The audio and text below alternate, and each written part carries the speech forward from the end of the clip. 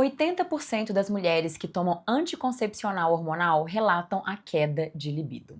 80%, minhas senhoras. E a gente chama isso de efeito colateral, como se dormir sem desejo fosse um preço justo que a gente pagasse para não engravidar. Você sabe qual é a diferença entre liberdade e libertinagem? Eu não sabia e não saber quase destruiu tudo. Então fica aqui comigo nesse episódio que hoje você vai entender o que pílula anticoncepcional, liberdade e libertinagem tem a ver. Então, pega o seu chazinho ou o seu café, senta aqui comigo que hoje a gente vai dar um tapa na cara do sistema. O caos de ser humano. E se você está chegando agora, seja muito bem-vinda, muito bem-vindo. Meu nome é Renata da Mata, eu sou terapeuta integrativa e gestora criativa. E aqui neste podcast, O Caos de Ser Humano, a gente conta um pouquinho sobre espiritualidade sem delírio para você que cansou dos coaches de Instagram. E aqui eu conto um pouquinho da minha história e quem sabe você se reconheça um pouquinho no pedaço aí com a sua história através dos meus casos e acasos, com toda ciência e bagunça que cabe numa vida real, não é mesmo? Este podcast é serial, então se você caiu aqui de paraquedas, eu te convido a escutar desde o episódio número 1 para você entender essa trilha que a gente vem construindo aqui juntas. E a minha intenção é que ao final deste episódio você se sinta mais inteira, mais inteiro do que quando começou. Porque eu vou te trazer provocações, histórias, perguntas e, por que não, questionamentos que talvez você nunca tenha feito. No último episódio, eu contei sobre o falecimento da minha mãe e a minha reconexão com o meu feminino. Sobre como a dor me levou a buscar quem eu realmente era e quem eu realmente queria ser. Hoje, eu continuo essa história. E esse capítulo é sobre o meu corpo, o nosso corpo. Mas antes da gente começar, eu preciso te fazer uma pergunta. E eu quero que você responda com muita verdade, nem que seja só para você mesma. Você sabe o que te dá prazer? Não o que você acha que deveria te dar, mas de fato o que te dá. Guarda essa pergunta que a gente vai voltar nela já já. Eu tomava anticoncepcional desde os 13 anos de idade. Ovário policístico. Minha ginecologista na época não me deu outra opção. Este era o tratamento da época e acredito que ainda continua sendo como um tratamento padrão e ponto. Essa era a solução. E aí, com 17 anos, eu comecei a namorar, comecei a ter relações sexuais e, obviamente, continuar tomando a pílula anticoncepcional foi um caminho natural, sem questionamentos, sem perguntar se aquilo era o melhor, o certo ou errado, enfim, simplesmente seguindo o que a sociedade me contava que eu deveria fazer. Não só a sociedade, a médica também, né? Natural, certo? Todo mundo fazia isso. Mas eu preciso te contar uma coisa que eu não sabia naquela época e talvez você também não saiba. O anticoncepcional hormonal não suprime só a ovulação. Ele também altera o processamento emocional. Ele afeta a produção de testosterona. E em muitas mulheres, ele literalmente desliga o desejo. Um estudo da Universidade de Estocolmo mostrou que mulheres que usaram anticoncepcionais orais por mais de 2 anos apresentaram redução significativa da testosterona, mesmo após o descontínuo do uso da pílula. Mesmo depois de parar, o corpo demora para se lembrar de como era antes. Você já parou para pensar quem você seria sem essa intervenção química? Quem seria essa versão sua que talvez nunca teve espaço para aparecer? Pois bem, cheguei então aos meus 28 anos, enxaquecas frequentes e uma libido zero. Não pouca vontade, eu estou falando aqui de zero. Fui na minha médica e conversei com ela que não era normal uma mulher saudável de 28 anos não ter libido. Então fomos para os exames. E aí foi constatado que a minha testosterona estava abaixo do mínimo recomendado para uma mulher adulta. E aí, sabe qual foi a resposta da minha médica? Abre aspas. É isso mesmo, é isso que a pílula faz. Fecha aspas. Eu fui para casa revoltada. Por quê? 15 anos tomando algo, só ali eu fui descobrir que eu estava tomando algo que estava me apagando quimicamente. Você já teve uma consulta assim, onde a solução do médico simplesmente é aceitar o efeito colateral que aquele medicamento está causando em você? Gente, e uma coisa importante. Eu estou contando aqui um recorte da minha experiência, mas não quer dizer necessariamente que é isso que a pílula faz em você. Eu tenho amigas que inclusive se dão super bem. Então eu vou contar aqui um recorte do que aconteceu quimicamente com o meu corpo e onde isso me levou, ok? E importante, óbvio, você sempre consultar o seu médico. Aqui no caso, eu fiz o exame e foi essa a resposta que a minha médica me deu naquela época. Então, eu cheguei em casa e sentei para conversar com meu companheiro. Naquela época, a gente já morava junto há aproximadamente 4 anos e contei para ele todo aquele veredito que estava acontecendo e que eu queria parar de tomar o anticoncepcional, mas que aquela decisão não era uma decisão só minha, porque seria uma responsabilidade de nós dois, visto que naquela época a gente não tinha decidido ainda se a gente queria ter filhos ou não. Ele me apoiou sem drama, sem resistência e falou que obviamente não fazia sentido eu continuar tomando algo que estava me fazendo claramente mal, né? Dores de cabeça, falta de libido, inclusive aquilo afetando o nosso relacionamento. E foi assim, com essa simplicidade, que eu simplesmente parei um remédio que eu tomava há 15 anos na minha vida. Mas o que eu não sabia, minhas queridas, e que ninguém me contou, é o que acontece com o corpo e com a mente quando você interrompe 15 anos de supressão hormonal. Especialmente quando você nunca teve contato real com a sua própria sexualidade. Especialmente quando você nunca aprendeu que o desejo é seu. Mas aqui tem algo que eu preciso pausar e falar com vocês, porque isso não é só a minha história. Quantas de nós mulheres crescemos ouvindo que o corpo feminino precisa ser controlado, que o desejo feminino precisava ser contido, que se sentir demais você é perigosa. A pílula não é o problema em si. O problema é a ausência de conversa. É a médica que prescreve sem explicar e que não te dá outras opções de tratamento. É a mãe que naquela época também não sabia perguntar. É a escola que não te ensina que você tem direito ao seu próprio prazer. E aí, minhas queridas, quando a pílula saiu, entrou uma energia que eu nunca tinha tido contato. Era minha, era estranha, era deliciosa e assustadora ao mesmo tempo. Eu comecei a ter contato com a minha própria sexualidade, com os meus desejos, com a minha libido, com a minha mulher. E eu não sabia lidar com isso. Ninguém tinha me ensinado, ninguém tinha me explicado. A neurociência tem um nome para esse fenômeno: desinhibition.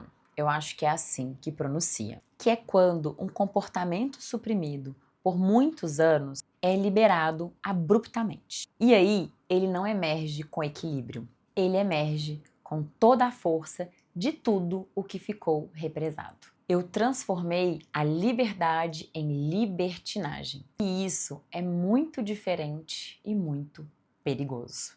Porque a liberdade te liberta, mas a libertinagem, ela te aprisiona. Eu sei que parece contraditório, mas pensa aqui comigo. Liberdade é quando você age a partir do que realmente você quer, mas com consciência. Mas libertinagem é quando você age a partir de uma fuga, de uma compulsão, de um vazio que muitas vezes você nem ao menos sabe nomear. E eu estava em fuga. Não ali daquele momento, uma fuga que já me acompanhava há muito tempo e que eu já estava num processo de busca, mas como eu não sabia nomear, eu não sabia o que era e eu já falei com vocês sobre isso em alguns episódios. Era uma fuga intensa. E esse movimento de não saber nomear e de transformar a liberdade em libertinagem quase acabou com o meu casamento. Quase acabou com a mulher que eu estava tentando construir. Você já esteve num lugar assim, onde uma parte de você queria te destruir, mas você não conseguia entender o porquê? Não precisa responder em voz alta. Mas se a sua resposta foi sim para alguma dessas perguntas, fique aqui comigo que eu vou te contar um pouquinho mais sobre essa história. Eu sei que então eu procurei a ajuda de um terapeuta. Eu cheguei lá já tendo uma crise de ansiedade e quando eu sentei de frente para ele, a primeira frase que eu disse foi: tem uma parte de mim que quer me destruir e eu não sei por quê. E ali, minhas queridas, começou o trabalho de verdade. Trabalho longo e profundo.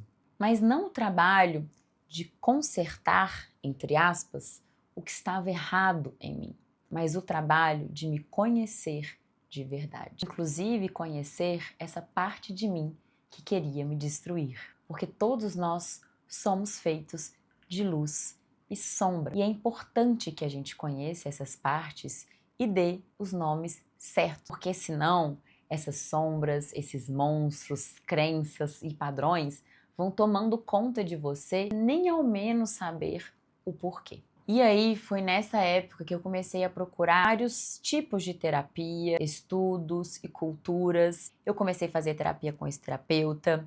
Eu fiz o meu mapa numérico, numerológico, que me trouxe várias elaborações que eu precisava na época e me abriu para vários outros caminhos que me trouxeram até aqui, inclusive. Eu conheci o Tantra, essa filosofia, e me apaixonei por esses estudos, por essa cultura e por todo esse universo. Eu fiz um retiro de Tantra com o mestre Ananda Prem. Eu fiz uma vivência tântrica para mulheres, o I Love My Pussy, com a Carol Teixeira, que é incrível, inclusive. Eu fui num retiro de ayahuasca sozinha, enfim. Eu fui atrás de nomear tudo aquilo que estava em erupção aqui dentro. E cada uma dessas experiências eu fui descobrindo pedaços de mim que eu estava buscando. Não foram só flores, obviamente. Mas hoje eu vejo o quão necessário isso é para a nossa vida. O quão bonito, por mais que seja doloroso ver partes de nós que a gente não queira ver, que a gente não gosta e que a gente esconde tão gente, não consigo falar essa palavra, mas que a gente esconde da gente mesma. Só que isso vai, né? Quando tem oportunidade, vai escapulindo e você não tem controle. E aí chega uma hora que explode. E isso tudo não porque eu era espiritualizado, mas porque eu estava numa busca incessante para me encontrar. E sabe o que tem em comum? Tudo isso que eu fui descobrindo e que eu fui me apaixonando, cada uma dessas abordagens, o corpo vem primeiro. A cura não é intelectual. E a neurociência chama isso de bottom-up, que é quando a transformação começa pelo corpo e não pela mente. Você pode entender tudo racionalmente, mas não mudar nada. Mas quando o corpo vive, quando o corpo sente, o cérebro reconecta. Isso é o que eu aprendi na prática e a ciência confirma. E aí que eu quero te contar de Wilhelm Reich. Ele foi um psicoanalista austríaco, discípulo de Freud, que lá nos anos 1940 disse algo que para a época foi considerado absurdo. Ele disse que reprimir a energia sexual não é só problema moral, é um problema de saúde e que o corpo literalmente endurece para conter o que a mente não processa. E ele chamou isso de couraça muscular. Para vocês entenderem, eu quero que vocês pensem num animal com medo. O corpo inteiro contrai. A gente também contrai o corpo quando a gente sente medo, certo? Agora, imagina isso acontecendo cronicamente ao longo de muitos anos, sempre que você reprime um desejo, um medo ou uma raiva. O corpo, gente, guarda. Atenção, fica. E aí você esquece que aquela contração virou você.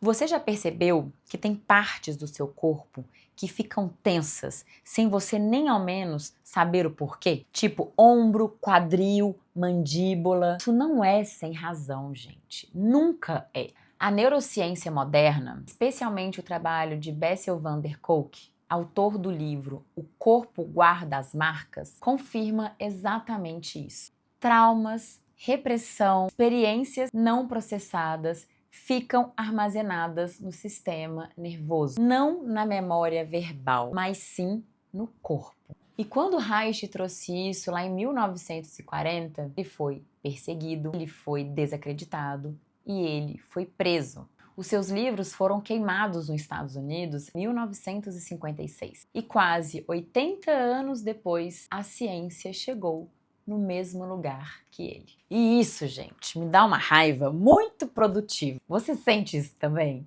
Me conta aqui nos comentários. O Tantra, gente, existe há mais de 5.000 anos. E provavelmente tudo ou muita coisa que você ouviu falar sobre isso é completamente errado. Porque o Tantra não é uma prática sexual, não se reduz somente à massagem. Inclusive a massagem é muito recente. É por volta de 1980 que a massagem tântrica surge.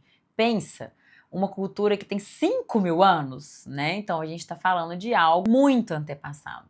O Tantra é uma filosofia de vida que entende que a energia sexual é a nossa potência criativa de existência e que é a partir dessa energia que tudo flui. A saúde, a criatividade, a espiritualidade, a conexão com o outro, com a vida ou até mesmo com Deus. E o Tantra diz que reprimir essa energia não é pureza, é amputação. E isso ressoa em mim de um jeito muito visceral. Porque sim, eu sinto que eu passei 15 anos da minha vida com uma amputação química. E quando essa parte de mim voltou, eu não sabia o que fazer com ela. Porque nunca me ensinaram que ela era minha. E tem uma linha de estudo, ainda controversa, mas instigante, que sugere que Maria Madalena não era quem a igreja descreveu por séculos. Essa linha sugere que Maria Madalena era companheira espiritual e intelectual de Jesus Cristo, portadora de um conhecimento fantástico do Egito, das medicinas e também do Tantra.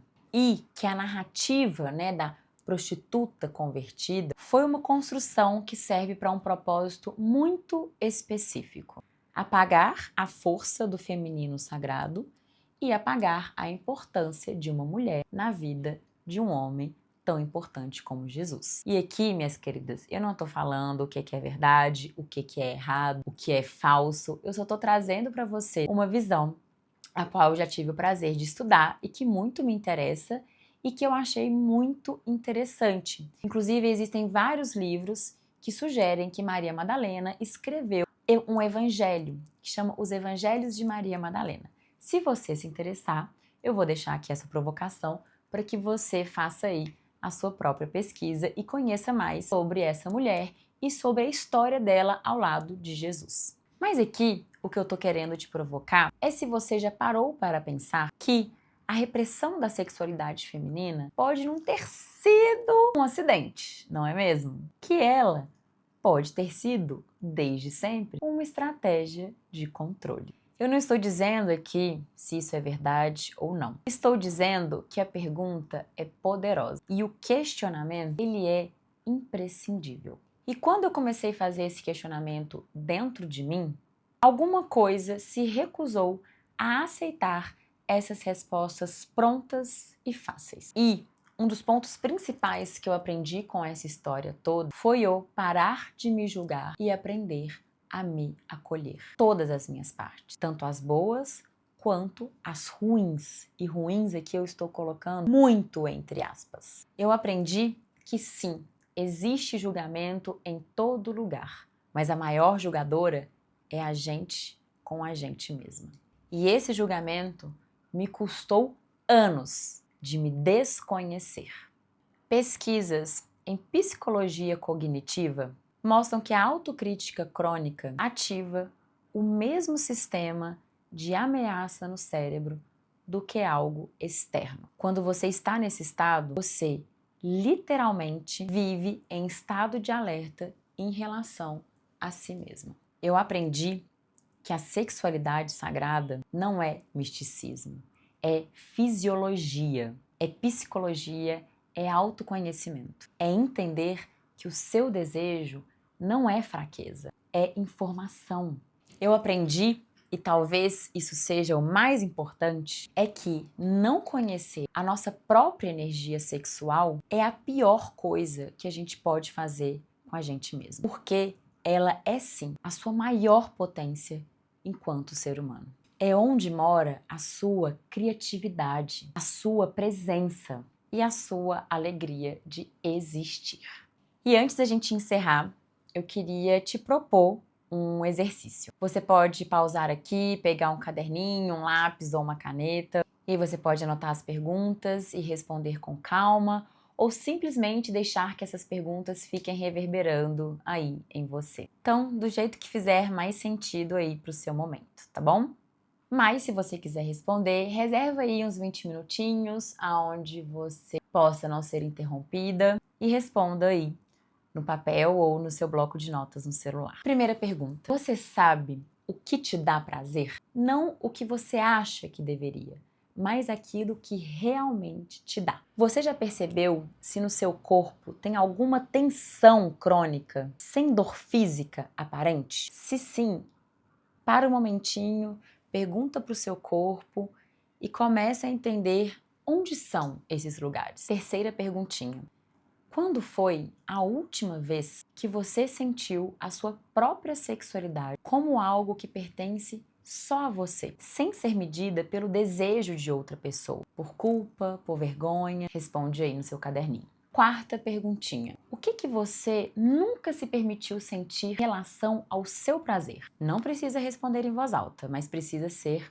honesta. Quinta e última pergunta: se a sua energia sexual fosse uma cor, um som, um lugar, o que seria? Escreve aí sem pensar muito e coloca o primeiro que vier. Aqui, gente, que fique claro que não existe uma resposta certa. Existe uma honestidade. E a honestidade com você mesma é o início de qualquer transformação real. E o meu conselho aqui, minhas queridas, é muito simples. Vá atrás. Conheça o seu corpo. Conheça a sua sexualidade, os seus desejos, quem você realmente é. Não se contente com uma sexualidade sem graça, sem vida. Procure a ajuda de profissionais. Leia, estude, escute. Faça uma massagem tântrica. Todo mundo merece passar por um momento desse na vida. Vai por mim. Porque esse assunto, gente, não é tabu. Ele é real, ele é essencial, ele tá em todos os poros do nosso corpo. Inclusive, hoje eu tô usando esse colar aqui, que eu comprei no brechó, e ele tem uma frase simples assim, mas que eu achei que tem muito a ver com esse episódio, que é Explore your world, né? Que é explore o seu mundo.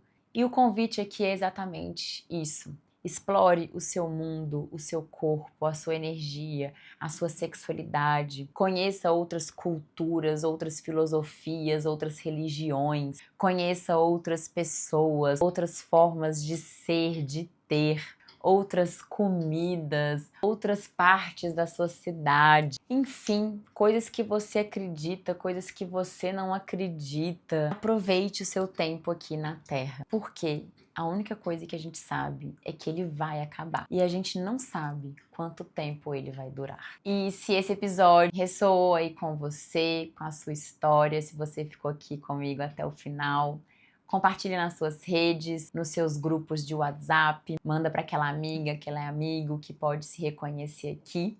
Assim você também ajuda essa podcaster aqui que vos fala e ajuda esse projeto a chegar aí em outros lugares. Não se esqueça de curtir, de comentar aqui o que você achou, qual é a sua relação com a sua energia, o que você também quer ouvir por aqui. Me segue também lá no Instagram, @RenataDaMata, mata com 2 T's.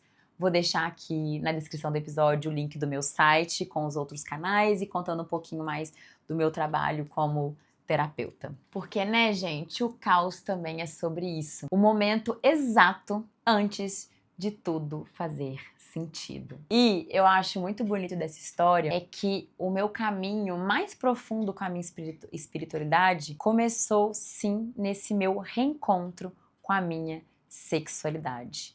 E eu venho trilhando esse caminho já um bom tempo e fico muito feliz quando eu olho para trás e vejo toda a minha trajetória de como eu cheguei até aqui. Desde o último episódio, eu venho contando para vocês essa trilha, porque eu acho que é importante a gente reconhecer como a gente veio parar aqui. Porque assim a gente começa a entender as nossas escolhas para novas escolhas, abrir caminho e nomear aquilo que às vezes não tinha nome para traçar novas rotas possíveis, novos conhecimentos, certo?